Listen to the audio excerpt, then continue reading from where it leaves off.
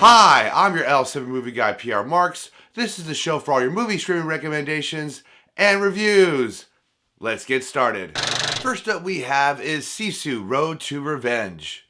This is a 2025 Finnish American action sequel to the film SISU, directed by, now I might butcher this name, Almeri Helander or Jalmari Helander. Well, either way, that guy. Sorry, dude.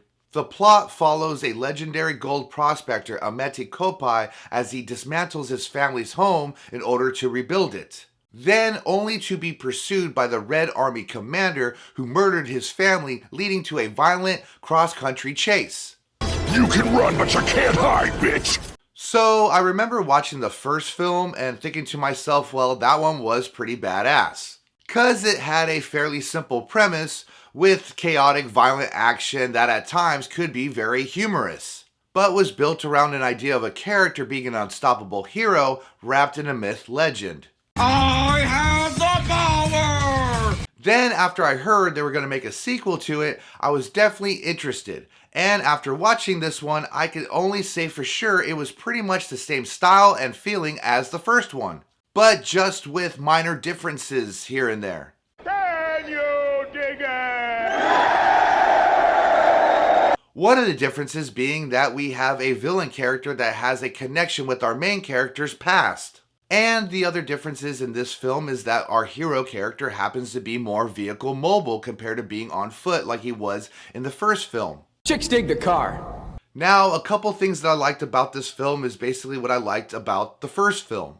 And the first one being, or the first like being, is once the action violence started, it was just so over the top and kept on going with such brutality. Which is really credited to the special effects and practical effects departments as well as production.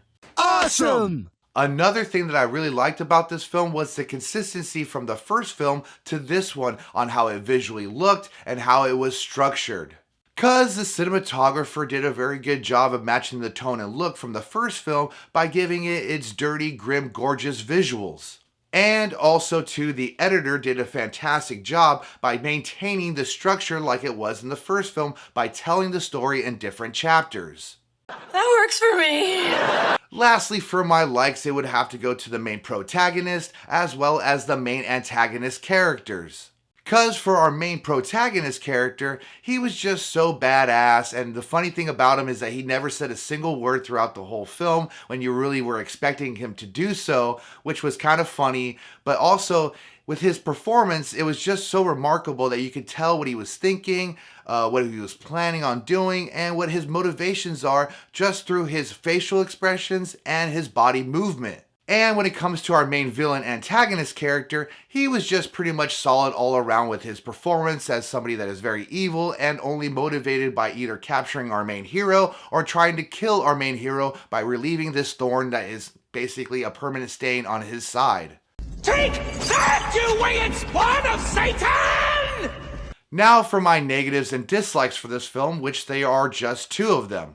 The first dislike or the first negative that I had when watching this film was this one scene involving an army tank trying to get across the border. Cause without giving too much spoilers away, I will just say the fact that it just not look good and it didn't play out very good in the scene. And for the fact that when you watch a film like this, you definitely have to bend the believability scale in order to enjoy it.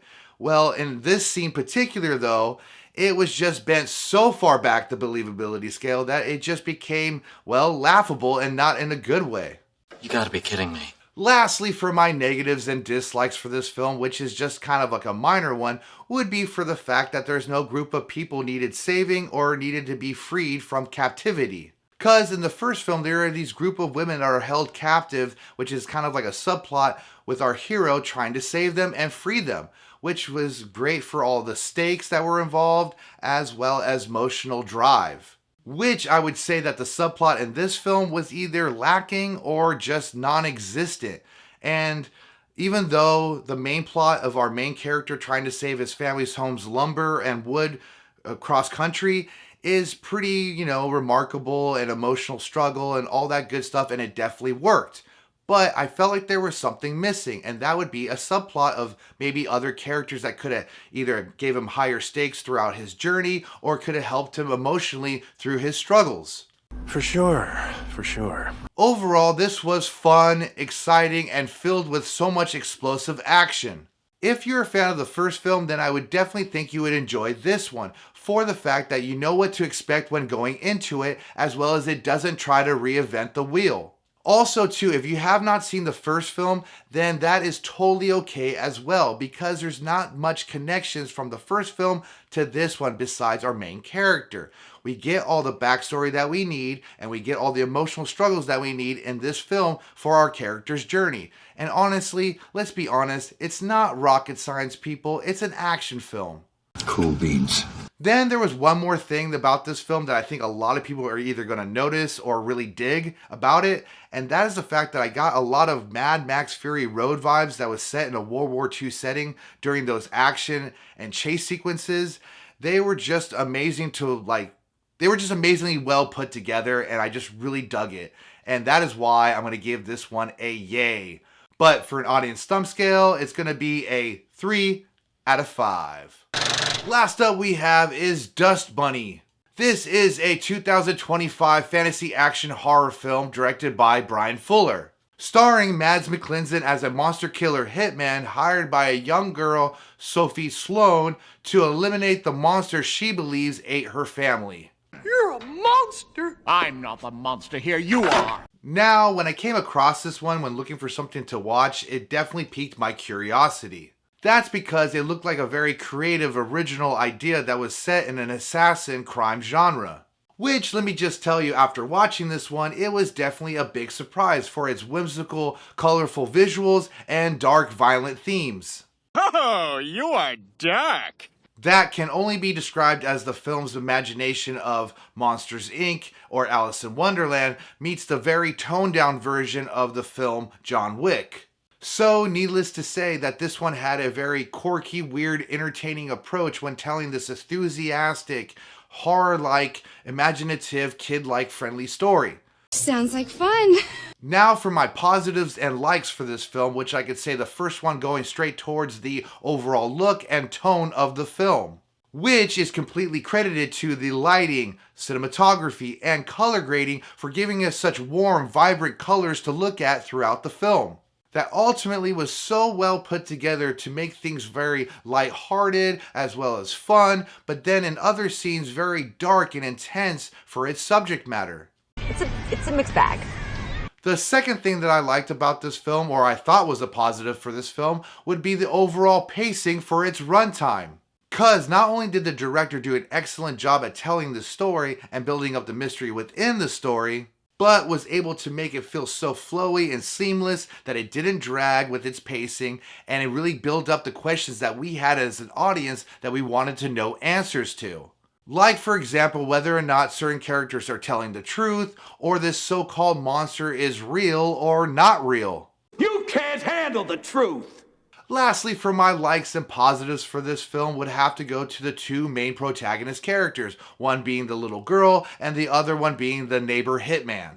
Cause for the fact that their chemistry worked very well with each other for those back and forth banter moments, as well as the caring for one another moments in certain scenes, which ultimately felt very funny, quirky, sweet, and charming that really reminded me of another film called The Professional starring Natalie Portman and how her relationship was with her hitman, Leon. That was not a healthy relationship. Now for my negatives and dislikes for this film, which there are actually only two. The first dislike I had, or negative that I had for this film, would actually go to some of the special effects in certain scenes and how they looked. Cause even though the special effects worked for the overall idea and didn't look crappy by all means, there was just something about it that kind of maybe threw you off a little bit. And after thinking about it for a moment, I think what it really is the fact that some of the special effects and the animation style or just the overall look of certain things was just really a little too cartoony, and it really kind of threw you off and like took you out of the horror aspect. There's nothing to be scared. Lastly, for my negatives and dislikes for this film would have to go to the fact that we do not get to explore more of our neighbor hitman's character's backstory as well as world. That's because they do this thing called exposition dialogue, where they basically would rather explain somebody's upbringing or backstory or world that they live in instead of actually showing us. I mean, just give us like one flashback scene, one cutaway scene, or just one scene exploring the world that he lives in order for us to believe or be interested in more about his character. He was certainly mysterious. In the end, this was pretty much well decently done and really brought out the kid imagination spirit in me.